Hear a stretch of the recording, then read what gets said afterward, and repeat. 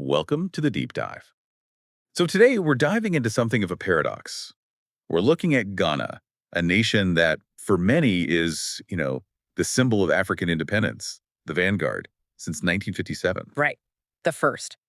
But what our sources for this deep dive really get into is this profound structural identity crisis that's been there almost from the very beginning. And it's this fascinating idea of institutional hardware versus software. Exactly. If you look at Ghana's state, the hardware, it's completely Western, a unitary state, a British parliamentary model, a rational bureaucracy, it's all there on paper. But the software, the actual code that makes the country run day to day, that's something else entirely. It's completely indigenous. It runs on kinship networks, on allegiance to chiefs, on these really deep communal obligations that predate the modern state by centuries. And this mismatch is what some scholars call Ghana's original sin.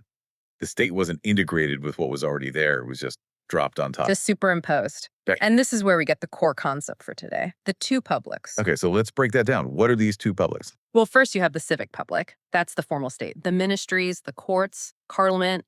It's meant to be impersonal, amoral. Historically, people associate it with, colonial extraction, and now with modern politics. And against that, you have the primordial public. Precisely. This is the realm of morality. It's your extended family, your clan, the traditional state, or the Aman. This is where your identity comes from. It's where trust lives. So the argument is people see the civic public, the state, as this amoral resource pool. And it's their moral duty to extract from it for the benefit of their primordial public. That's the core tension. So our mission today is to unpack how that failure to merge these two worlds created the political system we see now, and then, explore some actual concrete ideas for how to finally integrate them. Okay, let's start with the history. Where did this split begin? Well, ironically, the British system of indirect rule actually kept a link, a flawed one, but a link nonetheless between the central government and the traditional chiefs. But then comes Kwame Nkrumah, a Pan-Africanist visionary, but he saw the chiefs as, backward, as part of the colonial problem. He saw them as an obstacle to a modern, unified nation, so he moved to break their power aggressively. You had the Avoidance of Discrimination Act in 1957, which basically outlawed parties based on tribe or region. Which was a direct shot at the traditional power base. A direct shot. And then the Chieftaincy Act of 1961 gave his government the power to recognize, or more importantly, to de-recognize chiefs. It made them clients of the state. Well, wait, from Nkrumah's perspective, wasn't this necessary? I mean, to build a single nation, didn't you have to break down these regional loyalties that could threaten the whole project? That was absolutely the rationale. Unify or perish. But the sources we've looked at argue that the strategic mistake wasn't the goal, it was the method. They tried to erase the primordial public instead of adapting it. They mistook sidelining it for modernizing it. And it backfired. People's loyalty didn't just magically transfer to the new government in Accra. It stayed right where it had always been, with the family, with the chief. It just went underground. So the central state started out with this legitimacy deficit, and even the 1992 Constitution couldn't really fix it. If anything, it codified the problem. The idea was noble, protect the chiefs from politics by insulating them. But what it actually did was completely marginalize them. You see in Article 276, which says chiefs can't do active party politics. Our sources call that the decapitation of local leadership. You're taking the most trusted, influential figures in the community and telling them they can't be part of the formal decision-making process. And what you're left with on the ground is this local schizophrenia. You have two power centers that don't talk to each other. Exactly. You have the district chief executive, the DCE. He's a political appointee from the capital. He holds the purse strings, all the administrative power. But then you have the paramount chief, who has the people's trust, the moral authority, and this is key control over most of the land. And because the system keeps them in separate boxes, they often just work around each other or even against each other. It paralyzes local development. The guy with the money has no local legitimacy, and the guy with legitimacy has no money. This friction leads us right into the political economy that grows from this. Neo-patrimonialism. It sounds academic, but it's really simple, isn't it? It is. It just means you have the formal rules, the hardware, but everything actually runs on informal personal relationships, kinship, patronage. It's not about what you know, it's about who you know. Fundamentally. And the state's main job changes. It's no longer about providing public goods for everyone.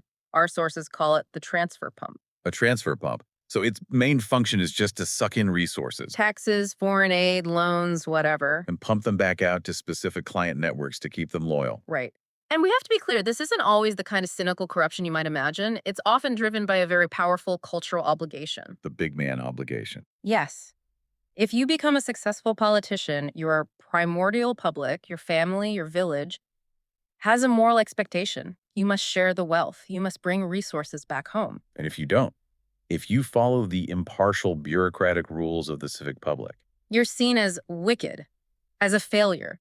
You've forgotten where you came from. That moral pressure is immense, far more powerful than some abstract rule book in the Capitol. and you see this play out everywhere, public sector jobs, for instance. Oh, absolutely. There's a formal process, exams, interviews, but then there are the protocol lists. The lists of party loyalists and relatives who get the jobs regardless of merit. The civil service essentially becomes a jobs program for the winning party. And what's wild is that the return to democracy in 1992 actually made this worse. It intensified it. Because now you have competitive clientelism. Parties are basically competing over who can be a better patron, who can deliver more private goods, more jobs, more contracts to their home region. And the winner-takes-all constitution just pours fuel on that fire. The president appoints something like 4,000 officials, right down to the local level. Every single DCE. So when a new party wins, they sweep the House, they capture the entire state. And this creates this cycle of short-termism. Why would I start a 10-year development project? When you know the next government will fire all your people and abandon it anyway. Exactly. There's no continuity. The system just resets every 8 years. Okay, let's pivot to the economy, because this is where the system really hits the individual, the entrepreneur.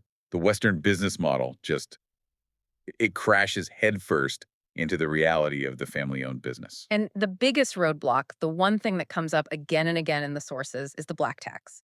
Which isn't a real tax, it's a social one. It's the non-negotiable financial obligation you have to your extended family. It's the unofficial social security system. If you're successful, you have to support a huge network of relatives. So paint a picture for us. You're an entrepreneur, your business is finally making a profit. What's the choice you face? It's a brutal zero-sum choice. That profit you made, do you reinvest it? Do you buy that new piece of machinery your business desperately needs to grow? Yeah. Or do you use it to pay school fees for 3 cousins, a medical bill for an aunt, and a big contribution for a relative's funeral? And the cultural pressure is always to choose the family. Always. That's the moral choice. And that constant drain of capital is what keeps so many promising businesses trapped at a small scale. They can never build up enough capital to really expand. And then even if a business does succeed, it often dies with the founder. The succession crisis is huge. You have traditional inheritance rules, like among the Akan, where property might pass to a nephew, not a son. That clashes directly with modern corporate law. And there are cultural taboos about planning for your own death. So many founders don't even write a will. So when the big man dies, it's chaos, litigation. The family fights over the assets, and the business just implodes. And this is all layered on top of a low-trust environment.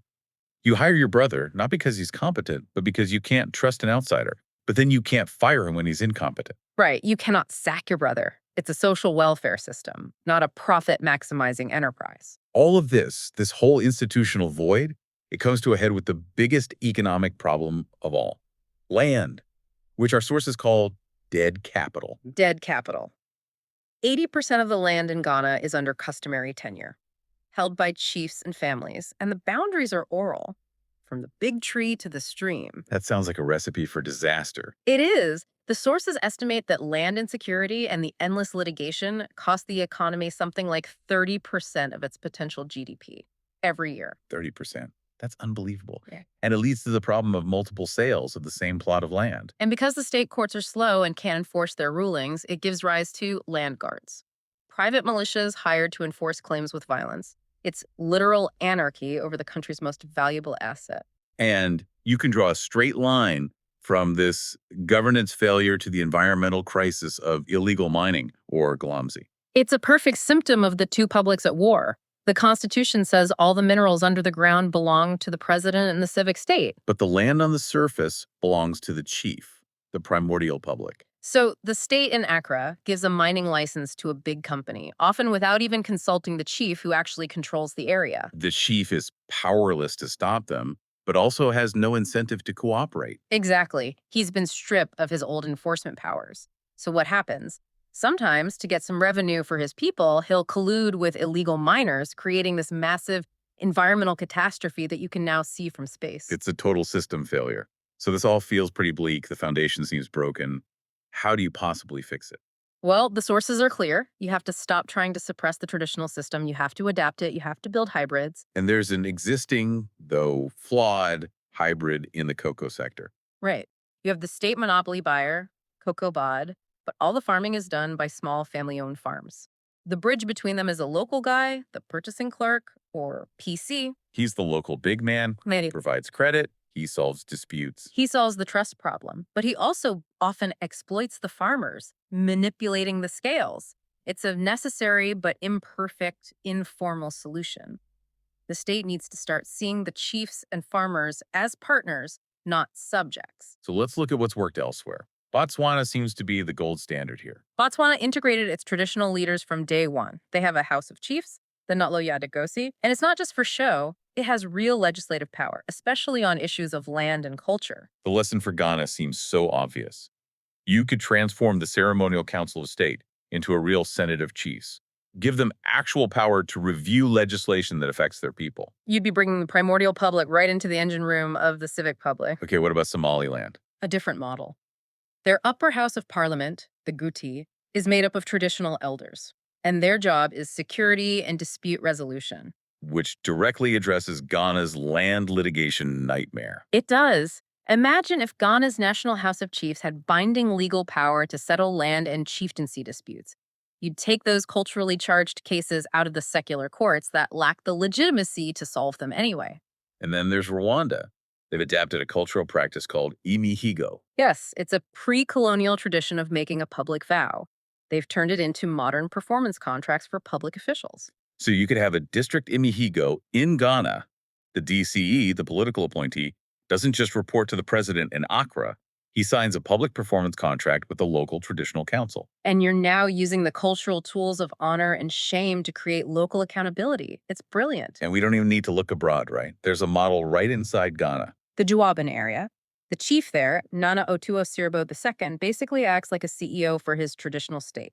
He's mobilized resources, built food banks, and just completely blurred the lines between his council and the official municipal assembly.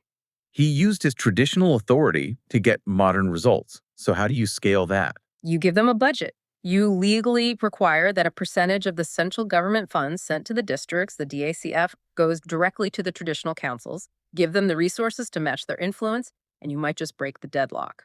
So wrapping this all up, the big takeaway here is that Ghana's development struggle comes from trying to run Western civic software on this deep, powerful African cultural hardware.